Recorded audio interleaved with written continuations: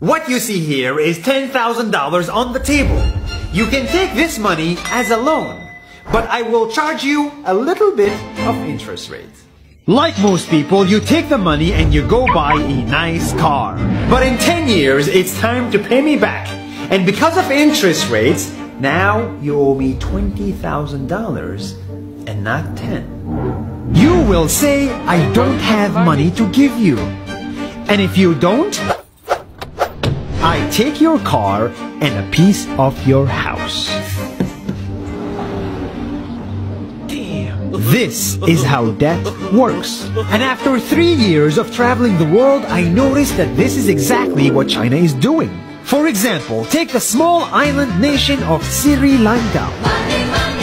This developing country needs money and China has a lot of it. So Sri Lanka took billions of dollars in Chinese loans. It was easy money just there to be taken. And with that, they built skyscrapers, highways, airports, and shipping ports. The country grew and prospered.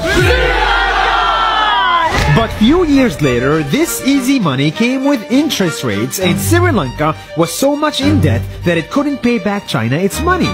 And the only way out was to give China control of what they had built. In other words, Sri Lanka lost a piece of its home to China because of debt. This is the Chinese money trap. And it's a real thing I saw all over the world. In Papua New Guinea, I saw $2 billion in loans given by the Chinese to build skyscrapers, infrastructures, and ports. But there is no way this remote developing country can pay it back or its interest rate. And the only way out is to give China control of the country. In the Maldives, Pakistan, Malaysia, Laos, Kazakhstan, Mongolia, Egypt, Kenya, and South Africa,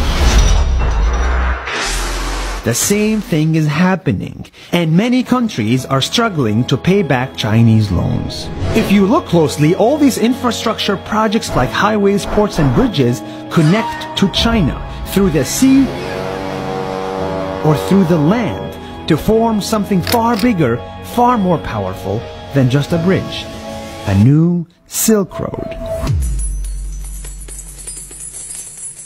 The world is already made by China, and I think slowly it will be owned by China.